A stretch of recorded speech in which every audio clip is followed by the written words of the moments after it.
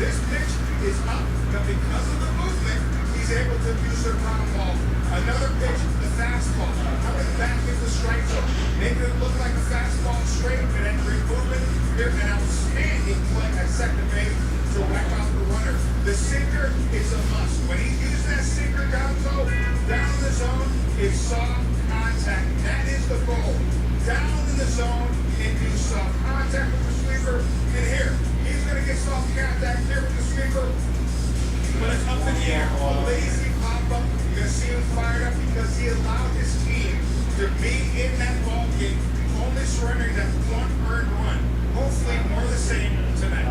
So much movement out of all his pitches. All fastball runs, his sweeper, his slider, like all his pitches have so much movement.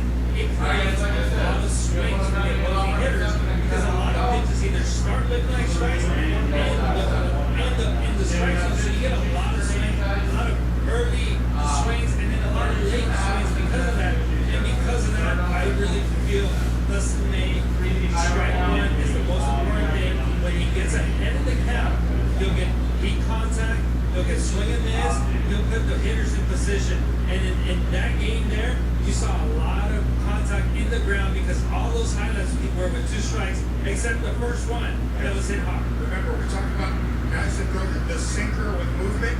When it's down, it moves that much more. But when it's up, it flattens out. And you've talked about this, Jerry, so many times now. The pitcher with movement, you'd much rather face some guy that throws harder and just throws it straight. We see guys striking out on pitches where it doesn't face practically hitting them on the leg because he's got that kind of movement.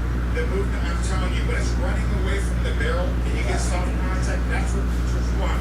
But when it's straight at 98 to 100 miles an hour, guys will notice this. We'll take that all day. With late life and that type of movement, that's why movement is so important for a guy like Dustin May. All right, he'll try to get the job done tonight against the Nationals. Dustin May facing off against Nationals right-hander Jake Urban in this one. 5 career starts for Urban against the Dodgers. He has just 1 win and ERA close to 5. Jerry, Adrian, and I will be calling our shot. He's doing damage against that National starter in this one. Plus, Michael Kopech continued his strong start to the season last night, tossing another scoreless. All right, guys. Again, apologies. The freaking computer crashed just like last night, just out of nowhere. I was watching on my computer over there on Fanatics Live, and then all of a sudden it was said the stream was off. Then I came over here, my computer was crashing. It took a while for it to turn on. I don't know what's going on with it, but I know that soccer break sold out, so I'm gonna do that right now for you guys. Remember, I am double shifting, so you know most breaks are gonna happen still tonight, but I gotta try to squeeze in a time frame for both breaks here and over there. So don't worry, guys. Like I said, nobody wanted to work this weekend, so I'm doing my best to kind of help out both sides.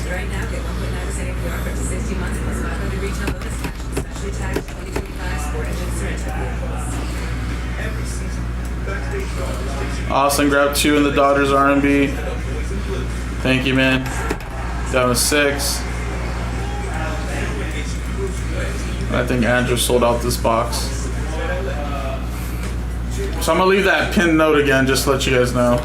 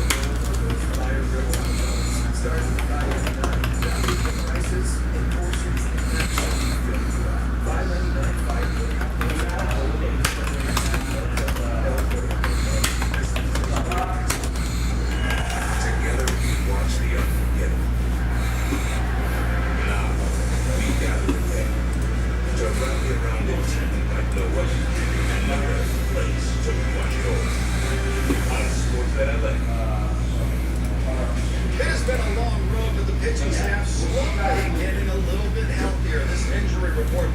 Heck Medicine of USC.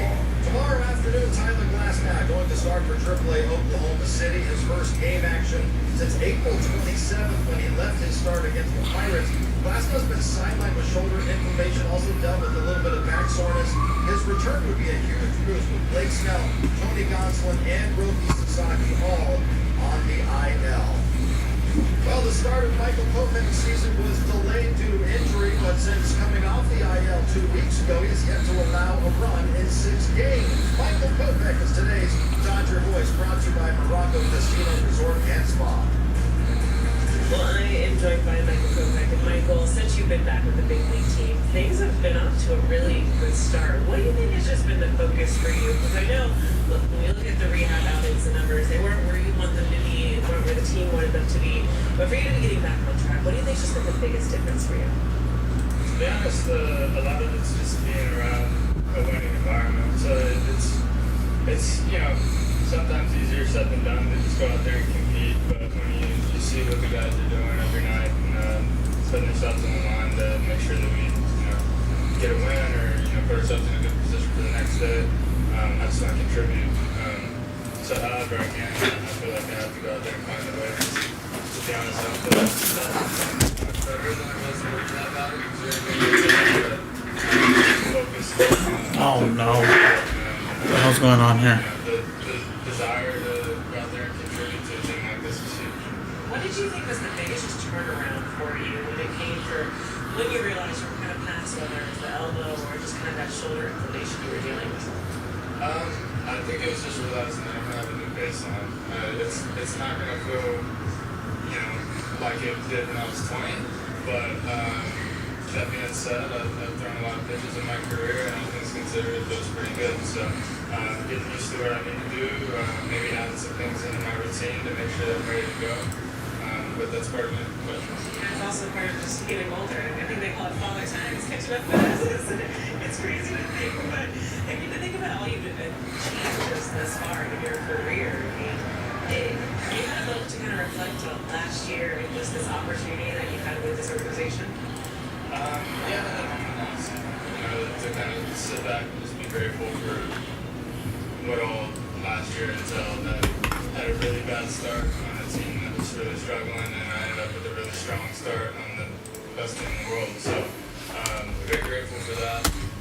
But to be back where I am now and to try to contribute to another one of those types of seasons is really where my focus is at. And this new baseline, what have you found as just kind of the key for you knowing that you're in a good spot to get the results that you want? Yeah, just kind of being where my feet are has always been my motto or mantra, or whatever you want to call it, when it comes to the game. It's really easy to get caught up in what you could have done better, or what you want to do next. But for me, when I'm competing and I'm at my best, I'm as present as possible and exactly where God intended me to be. Are you someone who, are you more feel, and obviously the results are telling what we've been seeing if you look at last night, but just, are you someone who, feel-wise, you've talked about how you kind of pursue things you want to get to, you don't feel like your stuff is where exactly you're hoping it to be, but do you feel like you're close, I guess? Yeah, I think the feel that I look for is more just rhythm and timing, and with that comes confidence. It's not so much like feeling the pitches off my fingers, and there's a lot of guys that have that type of exceptional feel. I wouldn't put myself in that category, but I think I'm close, and I think the more we build on each outing, the closer we get. Well, Michael, it's amazing to see you back out there, you being healthy, so thank you as always, and I know once your name's called, you'll be ready yet again. Yeah, thank you very much. It's only been 2 weeks since Michael Kopech came off the injured list, had been on the IL for a long time, and the command was maybe understandably a little spotty early on. Jerry, the very second game we saw him, he walked the bases loaded, but he's looked great in 4 games. All right, let's do this randomizer really quick, guys. I'm gonna step away just for a quick minute while you guys maybe trade, but then I'll start the break after that. Last year in the postseason, the right that fastball anywhere from 97 to 101 miles an hour, and now him finding his footing, which means to me he's finding command. When he's throwing with command and conviction, he is tough to deal with as a hitter. See him spot that fastball at the knees and that break. All right, Looks like a fastball. let's start the break here, guys. Great to have a guy like a Michael Kopech back because, like you mentioned, John, he is a difference maker.